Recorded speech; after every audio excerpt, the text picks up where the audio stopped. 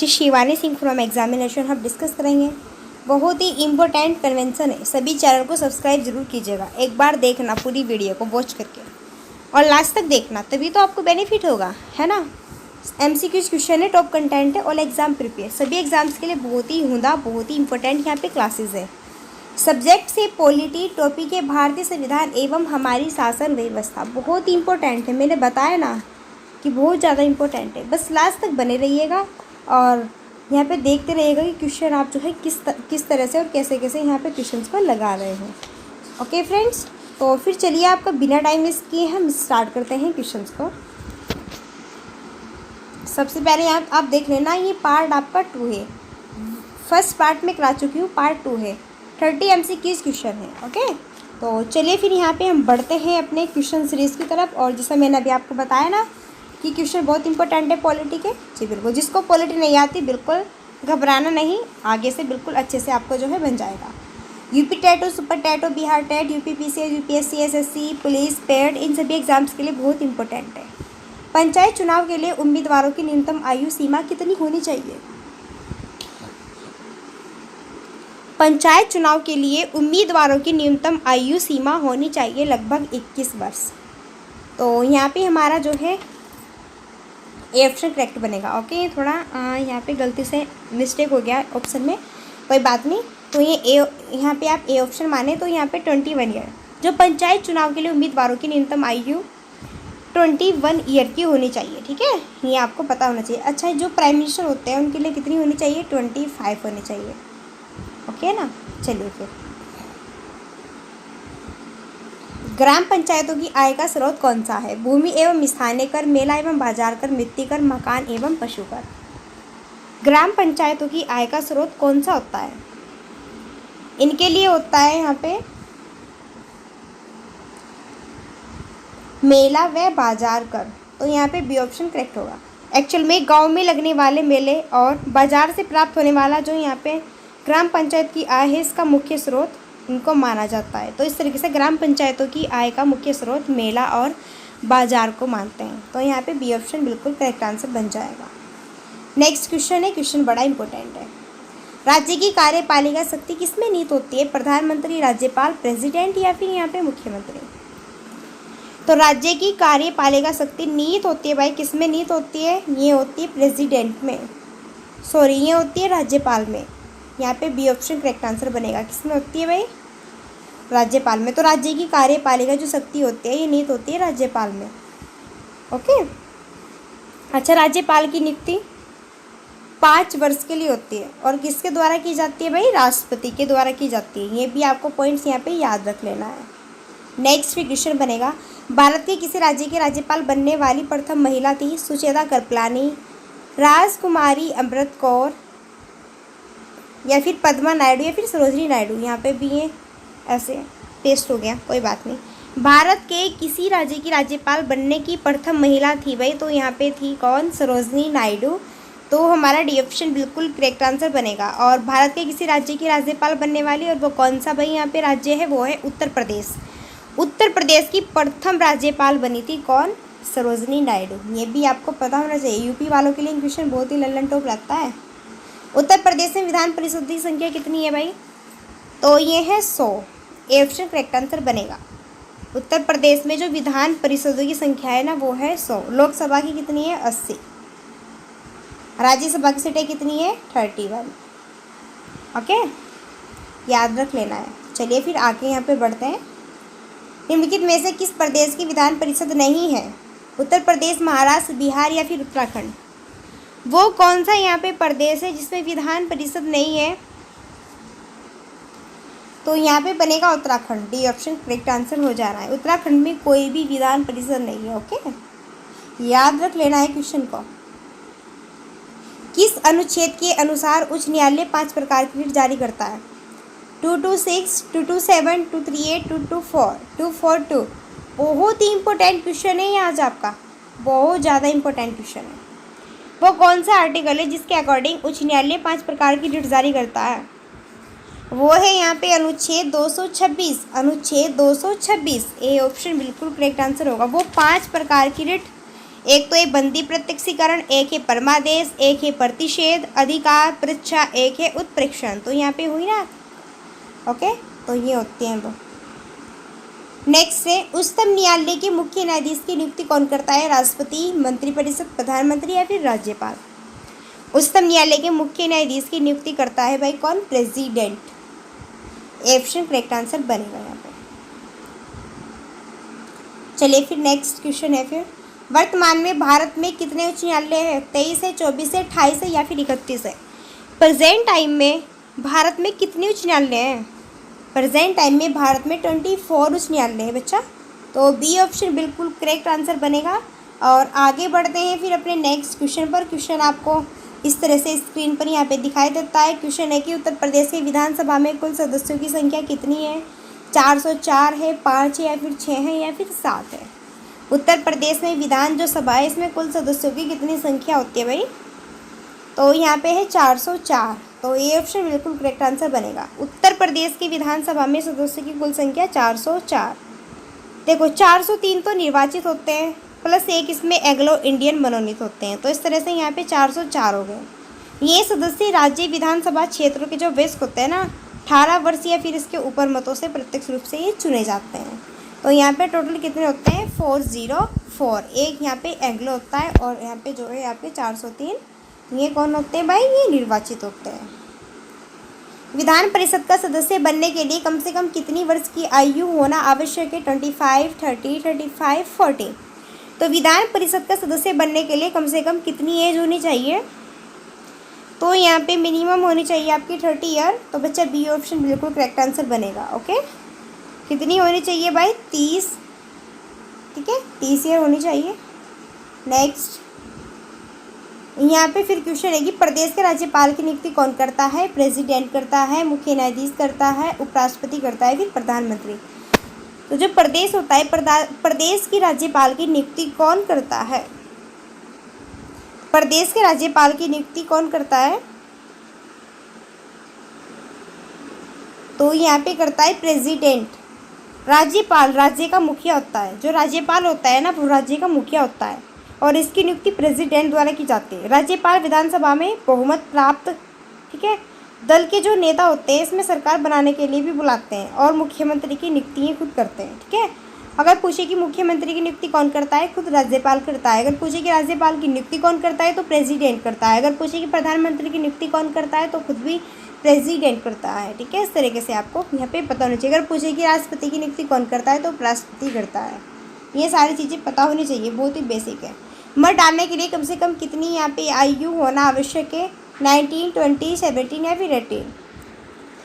तो जब आप वोट डालते हैं ना, है ना, आपने यहाँ पे देखा होगा 5 साल के बाद जब भी आप वोट डालते हैं अपने गांव में या फिर अपने नगर में, है ना, या फिर यहाँ पे आप जो है केंद्र की या फिर राज्य की, है ना, जो भी यहाँ पे आते हैं, तो उसकी जो भी आप वोट डालते हैं वो मिनिमम आप कौन सी एज तक डालना स्टार्ट करते हैं? तो बच्चा वो डालते हैं 18 वर्ष के ऊपर। ठीक है, डी ऑप्शन यहाँ करेक्ट आंसर बनेगा। जब भी आप 18 वर्ष के हो जाएंगे ना तो आप यहाँ पे वोट देने के लिए आपका अधिकार हो जाएगा कि हाँ फिर आप खुद से चूज़ कर सकते हैं अपने अकॉर्डिंग। हमारे प्रदेश का उच्च न्यायालय हाई कोर्ट कहाँ पर है? लखनऊ में है, इलाहाबाद में, कानपुर में है या फिर आगरा में है? तो हमारे प्रदेश का उच्च न्यायालय हाई कोर्ट ये कहाँ पर है? तो वही ये है इलाहाबाद में। हमारा प्रदेश यानी कि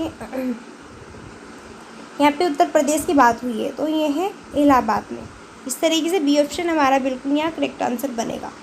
ओके, चलिए नेक्स्ट फिर क्वेश्चन हमारा बनेगा, हमारा राष्ट्रीय पक्षी है मोर है, गोरैया है, कोयला है या फिर यहाँ पे कबूतर है? तो हमारा जो राष्ट्रीय पक्षी है वो है मोर। ऑप्शन करेक्ट होगा। राष्ट्रीय पक्षी तो मोर है, राष्ट्रीय पशु है बाघ, राष्ट्रीय जलीय जीव है गंगा डॉल्फिन, राष्ट्रीय पुष्प है कमल, राष्ट्रीय वृक्ष है बरगद और राष्ट्रीय फल है आम। इस तरीके से ये सारे क्वेश्चन बहुत इंपॉर्टेंट है। ये सारे क्वेश्चन पूछे भी जाते हैं तो आपका नॉलेज हर एक साइड से होनी चाहिए। भारत का राष्ट्रीय चिन्ह कहाँ से लिया गया है? बोध गया से, सारनाथ से, लुम्बिनी से या फिर कुशीनगर से? भारत का जो राष्ट्रीय चिन्ह है ना ये लिया गया है सारनाथ से। इस तरीके से ये बी ऑप्शन करेक्ट होगा। भारत का राष्ट्रीय चिन्ह सारनाथ, सारनाथ में यहाँ पे अशोक के सिंह का स्तंभ, ठीक है, यहाँ से लिया गया और इस मूल स्तंभ पे शीर्ष पर 4 सिंह है जो कि एक दूसरे की ओर पीठ किए हुए खड़े हैं और इनके नीचे एक हाथी, एक घोड़ा, एक सांड तथा सिंह अंकित है, जिनके बीच बीच में चक्र बने हुए हैं। इस स्तंभ चिन्ह को राष्ट्र चिन्ह के रूप में भी स्वीकृत किया गया है। तो भारत का राष्ट्रीय चिन्ह कहाँ से लिया गया है भाई? सारनाथ से लिया गया है। इस तरीके से बी ऑप्शन करेक्ट आंसर बिल्कुल बन जाएगा। अच्छा, जो हमारा राष्ट्रीय ध्वज है इसकी लंबाई एवं चौड़ाई का क्या अनुपात है? 1:2 है, 2:3 है, 3:2 है, 3:1 है। हमारे राष्ट्रीय ध्वज की लंबाई एवं चौड़ाई का क्या अनुपात है? तो यहाँ पे है इसका अनुपात 3:2। सी ऑप्शन इस तरीके से करेक्ट होगा। ठीक है। अच्छा, हमारे राष्ट्र भारतवर्ष का भी अपना एक ध्वज है जिसे हम तिरंगा या फिर झंडा कहते हैं, और भारतीय ध्वज की सबसे ऊपरी पट्टी में केसरिया रंग, बीच में सफ़ेद रंग होता है, सबसे अंत में हरा रंग होता है। इसकी लंबाई और चौड़ाई का अनुपात 3:2 होता है। ये भी आपको पता होना चाहिए। ओके, बहुत ही इंपॉर्टेंट है बच्चा। राष्ट्रीय गीत किसके द्वारा लिखा गया है भाई? बंकिम चंद्र चटर्जी के, पंडित मोतीलाल नेहरू के, व्योम चटर्जी के, फिर रविंद्रनाथ टैगोर के। इस तरीके से राष्ट्रीय गीत ये किसके द्वारा लिखा गया है? ये बंकिम चंद्र चटर्जी के द्वारा लिखा गया है। तो हमारा ए ऑप्शन बिल्कुल करेक्ट आंसर बनेगा।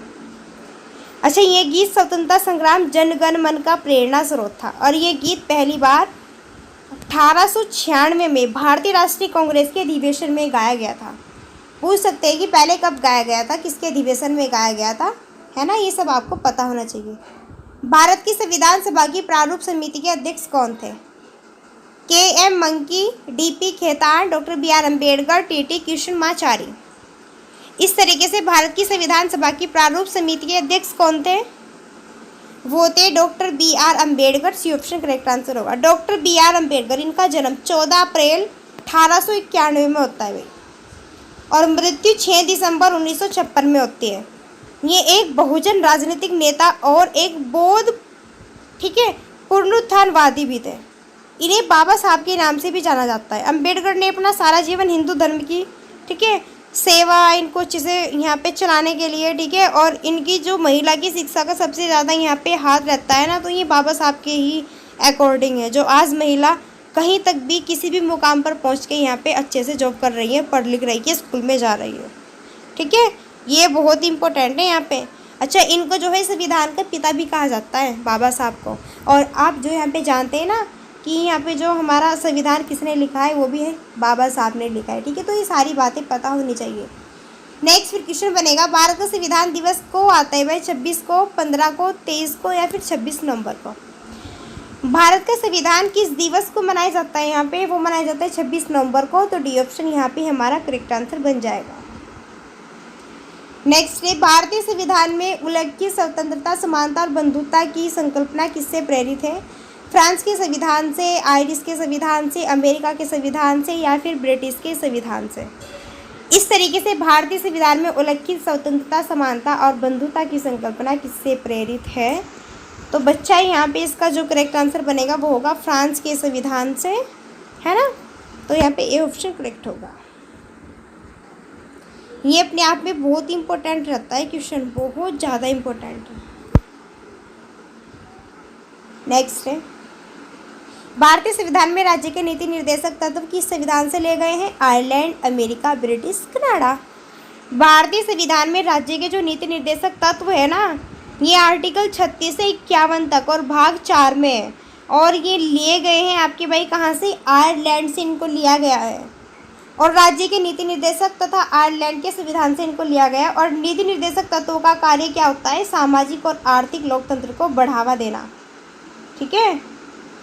अच्छा, मिनर्वा मिल्स मामले 1880 में सर्वोच्च न्यायालय ने इसमें कहा था कि जो भारतीय संविधान की नींव है वो मौलिक अधिकार और नीति निर्देशक सिद्धांतों के संतुलन पर ही रखी गई है। तो ये बातें भी इन्होंने कहा था, इसलिए ये भी इसलिए बहुत इंपॉर्टेंट हो जाते हैं। अच्छा, भारतीय संविधान का इनमें से कौन सा अनुच्छेद विधि के समक्ष समता के अधिकार से संबंधित है? अनुच्छेद 13 है या फिर 15 है या फिर 14 है या फिर 17 है?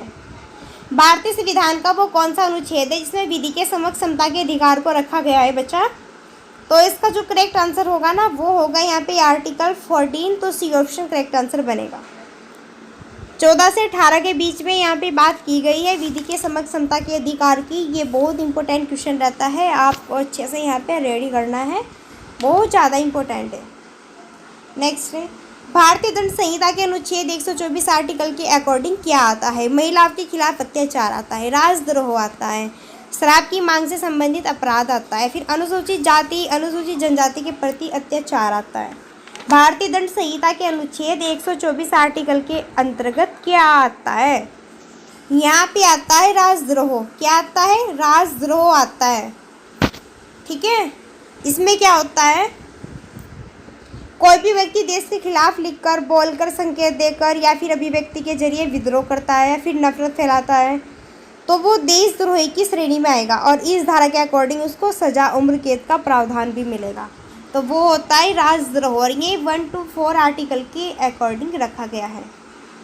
भारतीय संविधान में कितनी अनुसूचियाँ हैं? 6 है, 18 है या फिर 12 है या फिर 24 है? ये सब जानते हैं, लल्लन टॉप क्वेश्चन है। तो इसमें कितनी अनुसूची है भाई? 12 अनुसूची है यहाँ पे। इस तरीके से हमारा सी ऑप्शन करेक्ट आंसर बनेगा। ठीक है, तो भारतीय संविधान में प्रारंभ में 8 अनुसूची थी, लेकिन अब यहाँ पे प्रेजेंट टाइम में 12 अनुसूची हो चुकी है।